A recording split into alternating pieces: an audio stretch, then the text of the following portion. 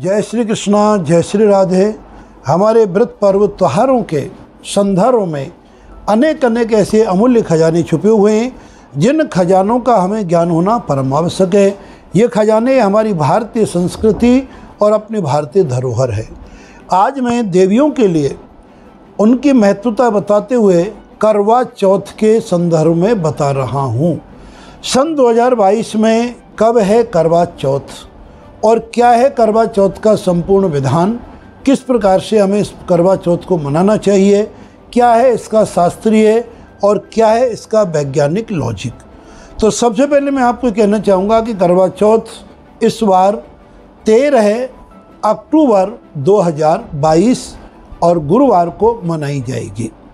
इस दिन हमारी देवियाँ जो लक्ष्मी का स्वरूप होती हैं, भारतीय नारियाँ, वो भारतीय नारी देवियाँ अपनी माँ पार्वती जो कि चौथ माता के रूप में इस संसार में अवतरित हुई हैं।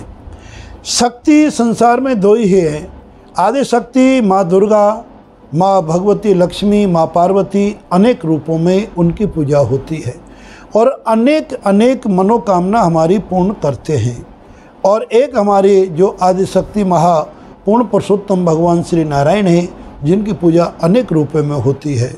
तो सौभाग्यवती महिलाएं अपने पति की दीर्घ आयु के लिए और घर में आने वाली आपदाओं की मुक्ति के लिए एवं घर में अशांति आदि वातावरण को दूर करके घर में एक शांति का वातावरण, सुख का वातावरण, समृद्धि का वातावरण बने, इस उद्देश्य से करवा चौथ का व्रत किया जाता है। यद्यपि इस करवा चौथ के संदर्भ में मैं ये ज़रूर कहना चाहूँगा कि प्राचीन समय में सभी माता बहनों की शक्तियाँ बड़ी अपार होती थीं और उनके अंदर स्टेमिना पावर होती थी। इस समय के संदर्भ में स्टेमिना पावर धीरे धीरे खान पान के कारण, रहन सहन के कारण, एसियों का प्रयोग ज़्यादा होने के कारण, ठंडे पेय पदार्थ एवं ठंडे पानी आदि पीने के कारण हमारी जो स्टेमिना पावर है, सहन शक्ति कम होती जा रही है। तो कृपया मैं सभी माता बहनों से ये प्रार्थना करता हूँ और ये कहता हूँ कि जितने आपकी शरीर की शक्ति हो उस रूप का अपना व्रत धारण करें, क्योंकि वेद में पहला वचन लिखा है ऋग्वेद का कि शरीर रक्षा खलु धर्म साधनम। इस हमारी वेदोक्त जो पंक्ति है, वेद का जो आदेश है, उसका क्या अर्थ होता है कि संसार में प्रत्येक व्यक्ति का पहला कर्तव्य और पहला धर्म इस अपने शरीर की रक्षा करने के लिए। शरीर एक मंदिर है, शरीर एक साधना का केंद्र है, शरीर एक हमें जीवन में दिशा दिखाने का माध्यम है। शरीर के माध्यम से हम जीवन की, संसार की समस्त क्रियाएं और समस्त सुखों को उपभोग तो करते ही हैं, मन और शरीर के साथ साथ हम कष्ट और सुख दोनों का अनुभव करते हैं। तो हमें शरीर को उतना कष्ट देना है जितना कि हम सहन कर सकते हैं। अनेक जगहों पर अधिक समय तक भूखे प्यासे रहने से कुछ घबराहट या बेचैनी या कहीं तक देवियाँ अपनी अचेत हो जाती हैं। ऐसी अवस्था का व्रत करना कोई शास्त्रोचित वर्णन नहीं है। तो मैं ये वैज्ञानिक तथ्यों के आधार पर और व्रत का जो मैं आपको उपाय बता रहा हूँ, व्रत का जो विधान बता रहा हूँ, उससे पहले मैं चाहता हूँ कि आप हमारे आचार्य जिन कटारा चैनल में अगर नए हैं तो ज़रूर सब्सक्राइब करें, बेल आइकन दबाना बिल्कुल ना भूलें और लाइक्स एवं कमेंट्स ज़रूर बनते हैं जो ज़रूर किया करें। अपने मित्र बंधु बांधवों में शेयर करें जिससे कि हमारे ज्ञान का ये मिशन, ज्ञान की हमने जो एक मिसाल हाथ में ली है, इस मिसाल को आगे बढ़ाने में हमें आगे बहुत बड़ा सहयोग आप लोगों का चाहिए, जो कि आप कर रहे हो। मुझे बड़ी खुशी की बात है।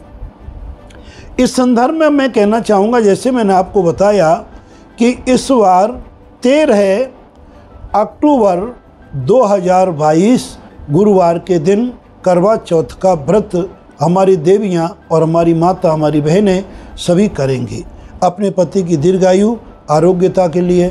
इसमें हमारी आराध्य शक्ति माँ पार्वती होती है। इसका प्रमाण तो ये है जो जनश्रुति और हमारे तमाम ग्रंथों के आधार पर भी इसका प्रमाण आता है कि सूर्य उदय से पहले यानी 13 तारीख को गुरुवार को आप जल्दी जग कर के और पानी आदि पी लें, कुछ अल्पाहार भी ले सकते हो ताकि दिन में रोकने की आपकी स्टेमिना आ जाए। उसके पश्चात आप दिन भर सद्कर्म करने में प्रेरित रहे। व्रत के दिन ध्यान रहे किसी की बुराई करना या कोई गलत कर्म की सोचना ये सर्वथा निंदनीय है और त्याजनीय है, उनको नहीं करना है।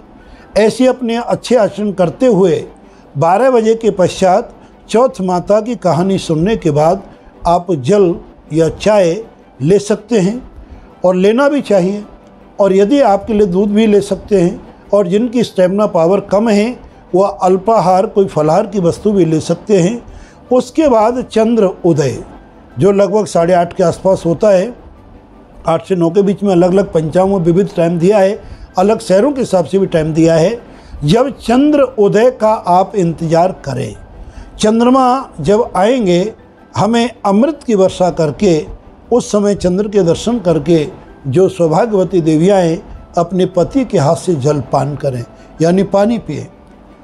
उसके पश्चात भोजन आदि ग्रहण करें और मंगल कार्य करते हुए भोजन ग्रहण अपना जो भी व्रत में पवित्रता पूर्वक बनाया गया है, हलवा पूड़ी रोटी सब्जी इत्यादि जो भी आपको प्रिय हैं, वो आपकी कच्ची रसोई को थोड़ा सा निषेध मानते हैं।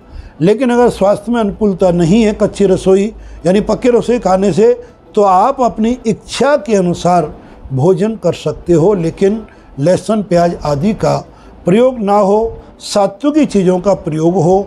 माँ अपनी पार्वती माता से ये प्रार्थना करनी है कि हे माँ भगवती आदि शक्ति, आप चारों दिशाओं में विद्यमान हैं, मेरे पति, मेरे पुत्र, मेरे परिवार और मेरे स्वयं की आप रक्षा करें। ऐसी 4 कामना उनसे करते हुए इस व्रत को करें तो सबके जीवन की मनोकामना अवश्य पूर्ण होंगी। आज की वीडियो में सिर्फ इतना ही। जय श्री कृष्णा और जय श्री राधे।